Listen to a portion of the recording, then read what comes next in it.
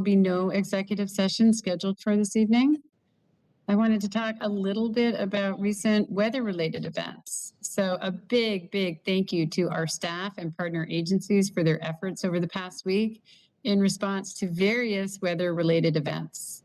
Emergency management, communications, public works, police, parks and community services, Eastside Fire and Rescue, and King County Emergency Management. Thank you for your work and your outstanding service to our community. There were also some cold weather human services provided during the last couple of weeks. In response to the severe weather we experienced over the last couple of weeks, our human services divisions, Parks and Recreations and Parks Operations divisions, in collaboration with the City Emergency Services, worked on supporting the most vulnerable members of our community with securing temporary housing and basic needs and resources. 20 community members experiencing homelessness were housed for 12 days at Motel 6. 2 more days were extended today to allow for temperatures to increase and for a smooth transition. Other community members were transported to nearby emergency shelters as capacity allowed. Warm meals were provided by the Community Meals Program on weekends and the Issaquah Meals Program on weekdays. And the Issaquah Food and Clothing Bank and community volunteers also provided food to help supplement the need whenever possible. We would like to thank the dedicated community providers who tirelessly provided meals and food despite the cold temperatures and heavy snow. In particular, Marilyn Audiger and Kiran Shah from the Weekend Community Meals Program, Griffin Cole, Adria Briel, David Trax, and Gary Schoenlein from the Issaquah Meals Program, Catholic Community Services, and Dwayne and Angelique Cadwallader from the Seventh-day Adventist Church in Issaquah and Renton, and staff from the Issaquah Food and Clothing Bank. A day warming center was also open between December 26th and December 31st at the Issaquah Senior Center. My appreciation to the dedicated staff who worked very hard to make all this happen.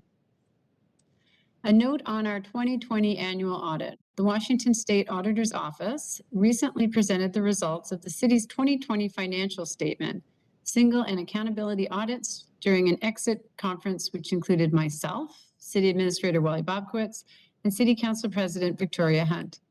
Overall, the audits were extremely positive and reflect the great work of our finance team to responsibly steward public funds. While the city received one audit finding related to its financial statement, it is important to note that the State Auditor's Office found no evidence of malfeasance or loss of funds. Rather, the finding was related to a single complex land transaction with Gateway, now named Anthology Developer, in 2020. The Auditor's Office found the city incorrectly recorded the 2020 land purchase by netting it against revenues rather than reporting it as a capital expenditure in the fund financial statements. The city has modified its 2020 financial statements to reflect the audit finding, and this reporting variation did not impact the city's overall fund balance. The full audit reports are on our website at issaquahwa.gov/financial reports. I'm going to talk a few minutes about retail theft as well. This is a topic that has come up a couple of times at council, and I want to provide an update. We are working with multiple retailers in the city to address increased retail crime. In these conversations, the police department has offered information on what is necessary to press charges and has offered other solutions to address the issues. This month, we will be bringing together retail asset protection staff with the police to discuss tips and to share trends. At the next council meeting, the administration will present changes to our code to require shopping cart retrieval plans from the stores, as well as stronger language in our business license section to take action if business actions are causing a nuisance. My message to retailers is that we want to be a partner in this effort, and I expect this partnership to be two-way. We encourage all retailers to call 911 to report shoplifting. And for every resident and visitor shopping in our city, please do not attempt to take action yourself, but instead contact 911 if you witness a crime. Together, I believe we can solve this problem. There was a recent landmark designation in Issaquah of the Coots Garage building. The Coots Garage is located at 35 West Sunset Way, and it has been designated a historical landmark by the Issaquah Landmarks Commission. The building held an important commercial and service role in Issaquah's early automobile era. It has a strong association with early networks of regional transportation and the rise in automobile use, infrastructure, and community development in Issaquah. I'm going to give a little update on the Capital Finance Community Task Force. The Capital Finance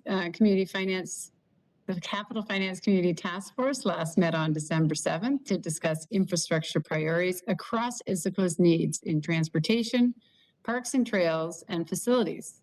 The task force will continue to develop its recommendations for council on the priorities at the next meeting tomorrow, January 4th at 6 p.m. And there are a couple of upcoming community events. Vaccine booster clinic appointment times are available. The City of Issaquah and Costco are partnering to offer a COVID-19 vaccine booster dose clinic at the Issaquah Community Center on January 6th and 7th from 9 a.m. to 3 p.m. Spots are limited, and for more information and to register, please visit the city website. Due to the increase in cases from new variants, City Hall in-person services have been temporarily suspended. In-person services are anticipated to reopen on January 18th with a Tuesday-Thursday schedule of 9 a.m. to 1 p.m. City Administrator Bob Coots will now provide an update regarding pandemic impacts on city services. Administrator Bob Coots. Yes, thank you, Madam Mayor, members of the council. Good evening and Happy New Year. Before I start, I want to echo Mayor Pauly's comments regarding the work our city staff has done during the holidays. I think it all hoped that the 2 weeks between Christmas and New Year's time frame were going to be an opportunity for people to rest and recharge. Unfortunately, that wasn't the case for many of our city staff. Our public works crews, as the mayor mentioned, working 12-hour shifts, our human services staff working very diligently to take care of those in need. So I really want to add my thanks to Mayor Pauly's to, the dozens of our staff members who, instead of spending the holidays with their families, were out there helping our community in the midst of yet another spike in COVID cases here in Issaquah and around the country. That's really the point of my comments this evening, are where we stand with the Omicron variant and what we can expect to see as far as community services and potential impacts to community services. The variant is here in Issaquah. We are seeing employees come down with the COVID-19 virus in numbers we have not seen in the nearly 2 years that we have been working through these challenges. We have employees currently off in our police, public works, and Parks, Recreation, and Community Services Department. Fortunately, everyone is doing well, but the impact to the city's work and the city staff is the people are not here able to help the work that we do. Our police department, I think, has been challenged previously. The work that Acting Chief Paul Schwan is doing is absolutely extraordinary. She's working very diligently to bring on board people. We had 2 lateral police officers start today. We are hiring dispatchers. We're doing everything we need to do to bring staffing up at the police department. The challenge now is COVID and the impacts it is having not only in our patrol, but in our jail, our records, and our dispatch operations.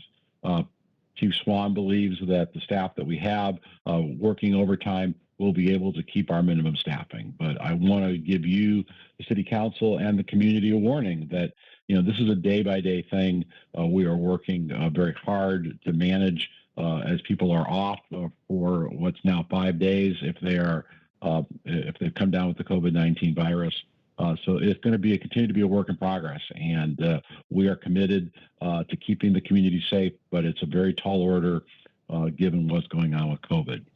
The same is true with our public works field operations. Certainly they've come off of 2 weeks of very heavy weather-related issues. Hopefully they're resting. We're repairing equipment, but we're also trying to be vigilant with COVID, encouraging folks to come to work at different times, not have folks congregate, improve the masks that people are wearing. So hopefully, again, with the next batch of snow that we may see as soon as this week, we'll be able to have people out there plowing the streets and taking care of the community. Our Parks, Recreation, and Community Services staff continue to monitor things. But so far, we've been able to keep facilities open. Again, I would warn you, the council and the community, that that's going to likely be a very day-to-day thing over the next couple of weeks. And so we encourage people to follow us on Twitter, follow us on Facebook, sign up for our e-news alerts, and we'll continue to keep people updated. Within our Parks, Rec, Community Services Department is our Human Services team, and they are exhausted. They have worked nearly every day through the holidays, taking care of people. People are still in need of care. The challenge is the available shelters, emergency shelters are full. They're experiencing COVID, and so we are having difficulty finding places for people to stay who are homeless. So as community members may see homeless individuals on the street, they may see the occasional tent, know that we see them too, know that we are reaching out and working with individuals who have needs. But the real challenge right now is emergency shelter and being able to take advantage of the limited spots there. And that's going to continue certainly for the foreseeable future. Our Community Planning and Development Department are inspectors, so we're trying to keep them safe as they work in the community, and thank Director Minnie Dollywall and her team for that. And then finally, Eastside Fire and Rescue, another important part of the public service team here in Issaquah. They too are seeing certainly significant numbers of their members come down with COVID, and so they are having to work very diligently to make sure that they have staffing. But rest assured from Fire Chief Clark that we don't anticipate any significant issues, but there's a lot of work going on behind the scenes to make sure that we continue to keep Issaquah residents safe with all of the municipal services. So, Madam Mayor, members of the council, I'm sorry, it was a very joyous evening this evening to come with some less joyous news, but I think it's important for you, members of the council and the community, to know that you have a very dedicated team of city staff members, folks who work at EFER, certainly our partners at King County, at the library. Everyone is working hard to make sure that the municipal services can be provided. But the reality is it's a day-to-day thing that we're seeing numbers of COVID cases, not only in King County, but throughout the world at record numbers. And so we just ask for your patience. We ask for our community members' patience. Know that we're doing everything in our power to provide quality municipal services. But the reality is, if people are homesick, we want them to stay home, get better before they come back to work. So, Madam Mayor, thank you for letting me take some time this evening to, again, deliver perhaps not such pleasant news, but certainly be happy to answer any questions that members of the council may have. Thank you, City Administrator. I'll keep my eye on the chat to see, maybe at good to the order, they may have some others as well. But thank you for that very thorough summary. I think you accurately portrayed our plan and what we are planning for and how difficult it may be. So fingers crossed that our predictions don't come true. But thank you very much for that. The next item on the agenda this evening is the consent calendar, and it was distributed to council in advance. If authorized, the items on the consent calendar will be considered together and approved by one motion. Have the payables and payroll been reviewed?